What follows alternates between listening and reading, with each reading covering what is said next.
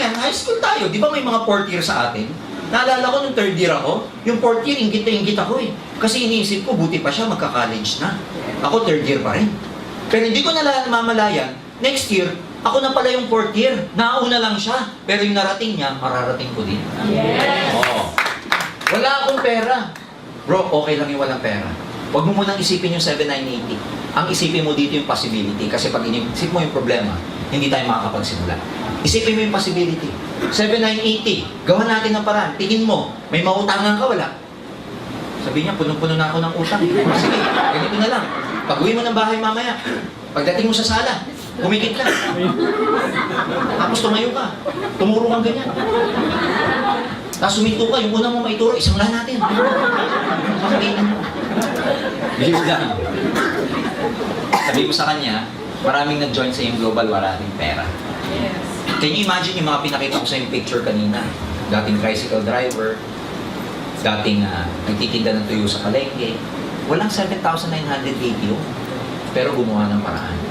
Alam mo, sabi sa akin ng mentor ko, okay lang yung walang pera, basta may paraan. Ang mahirap, wala ka ng pera. Walang pinagkaiba to, Brad. Sabihin mo sa mga nag-abroad, wala namang pera yun eh. Pero magbabayad ng placement fee na 150,000, makaalis lang. Yes. Ganito rin sa Inglobal. Kung tayo nga eh, naglalabas ng utang ng pera sa piyesta, nagsuswipe ng credit card para sa mga birthday ng anak natin sa Jollibee, bumibili tayo ng 6 months to pay na flat TV sa SN. Kung nagagawa natin yan, mas kaya dapat natin gawa ng paraan, yung opportunity na magbabago ng buhay natin. Yes! Hawa ka ba? Ang daming sagot dyan. Matututo ka lang pag ginagawa mo. Hindi ka matututo pag hindi mo ginagawa. Kaya go out there. Huwag yung pag may objection, nanginginig ka. Wag. Sa una lang yun. Mamutla-mutla ka pag... Mahiyain ako. Sabihin mo dito, pag umattend ka ng training, kakapal din ang mukha mo. Ha? Mahirap yan. Lahat naman ng bagay na may value sa mundo, pinaghihirapan. Yes. Pero maganda dito kasi mahirapan man tayo, tayo rin na makikinabang. Yes. Oo. Hindi yan magtatagal. Alam mo, Brad, 8 years ago, sinabi na rin sa akin yan. Ngayon, nakatayo pa rin yung company.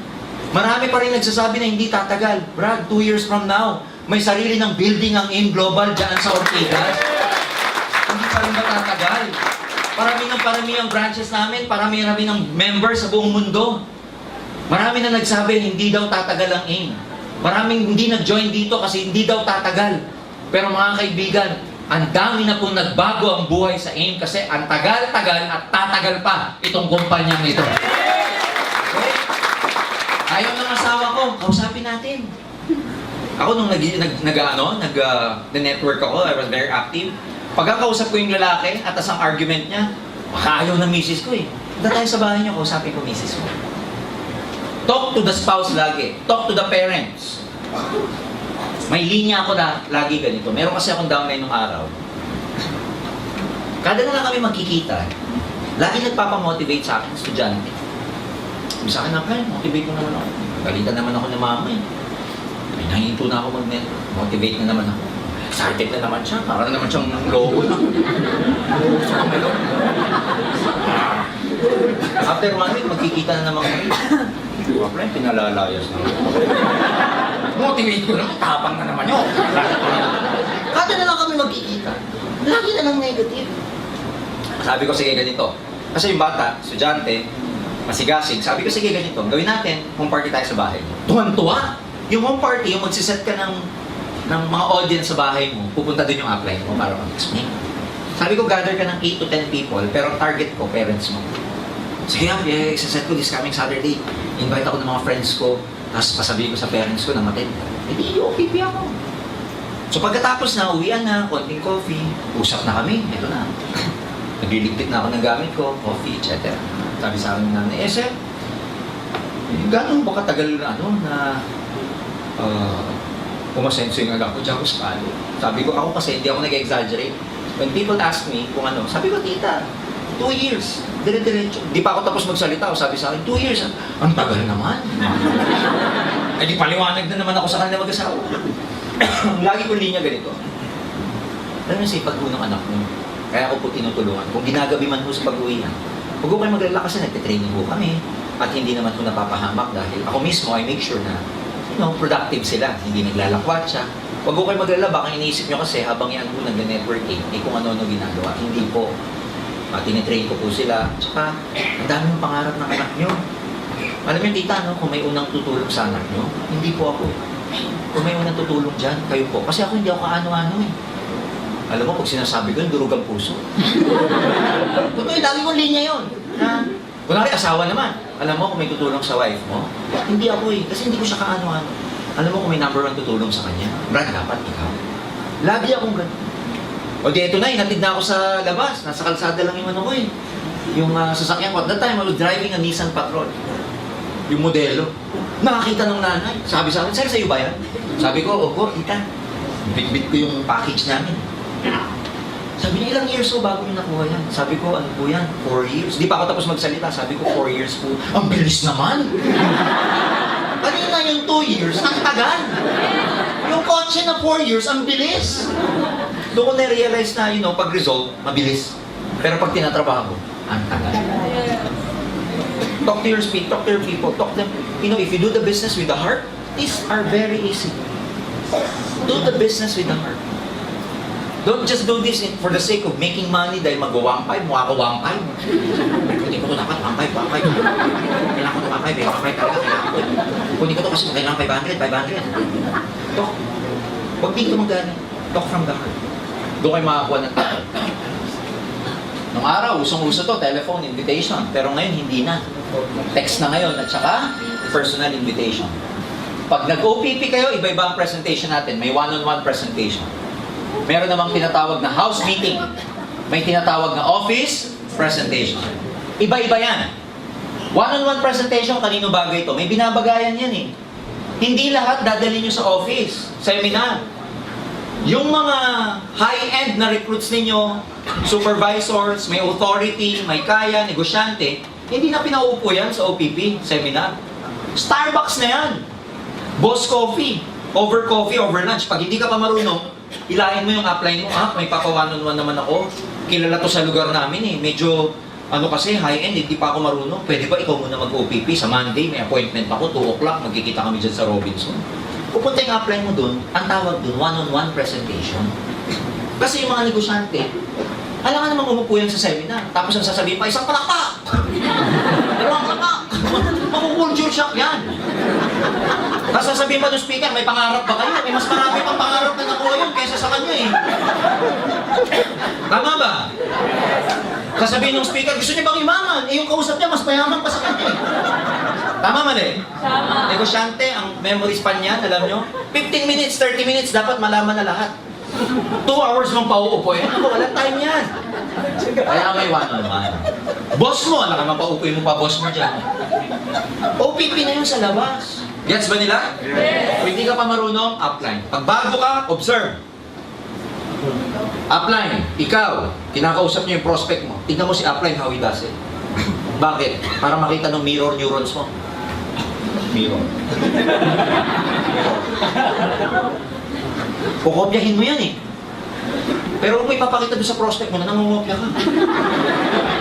Pag nag-uusap sila, ganyan-ganyan ka. Pero hindi niya alam, ina-absorb mo yung naririnig niya. Huwag ka magte-text habang magkausap siya. Total, wala man ako ginagawa, mag-candy crush ka lang.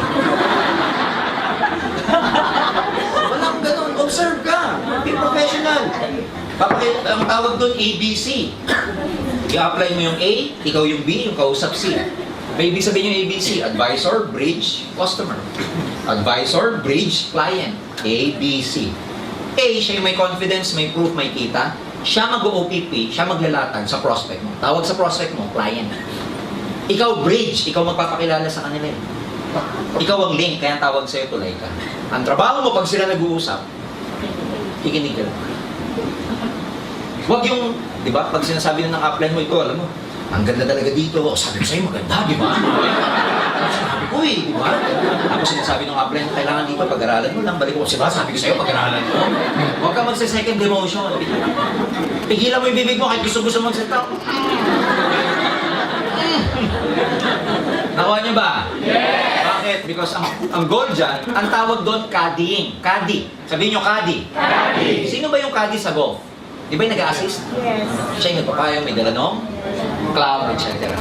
Ang ibig sabihin nung pag yung apply mo, sponsor mo, tinutulungan ka, kinakadi ka niya. Kasi ang goal, matuto ka as time goes by. He will never be able to present it to you the whole time, no. Temporary lang yung kaya merong cooking time. Ang cooking time, yan yung pagluto ka na, isasalang ka na ng apply mo na ikaw na dapat mag one-on-one. Kaya dapat, observant ka, tinitignan mo. Tapos pag uwi mo ng bahay, practice. Ganun lang. Ang tawag doon, one-on-one. May pinipili. House meeting, may mga tao na madali sa kanila mag-gather ng kapitbahay sa lugar nila. House meeting, pwede nga imbitahin mo dyan yung friends mo, kapitbahay mo just across your house, o minsan ka-office mates mo na, bro, punta ka naman, Mari, punta ka naman, office mate, punta ka naman sa bahay, may konting gathering, may business opportunity. Tapos pagkatapos nun, may konting pika-pika. Pupunta kasi dun yung business partner ko, magpe-present ng business opportunity, ng magandang kitaan, na, ano mo yun, online marketing, international operations, yung company, na pwede tayong kumita part-time. Pag tinanong ng opisina mo, yung business ba yan? Ba't di man lang ako sa aking ilatag? Sabi mo kasi, may business meeting kami sa bahay, kailangan ko mag-gather ng maraming audience. Isa ka dun sa naiisip ko, kaya dun na lang natin pag-usapan sa bahay. Gather ka mga 8 to 10, huwag nang dadami dun, kasi hindi na manageable. Ang advantage nitong house meeting, personal. Tapos pangalawa, pag nagustuhan ng audience mo, uuwi lang, pag-uwi, pagbalik, may dala ng pera. Pangalawa, mas madaling mag-gather, lalo na pag may pika-pika. Para hindi magastos, huwag kayo maghahanda ng kare-kare, ng spaghetti. Kasi simula pa lang kayo. Part na ng kultura ng Pilipino na konting merienda. Ang basis nun, laging one solid, one liquid. Alam niyo na yun, tubig na may yelo.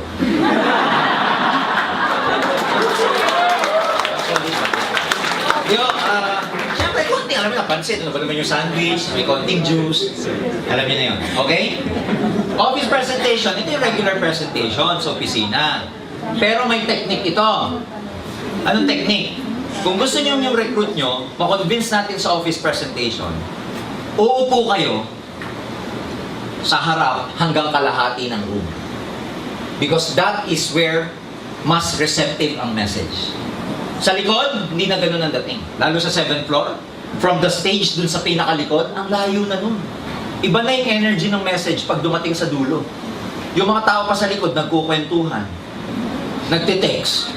Yung prospect mo, imbis makinig, yung kausap niya, nagbubulungan, nadi-distract. It's about your future. Kaya dapat ang papasok dito, puro mo na positive.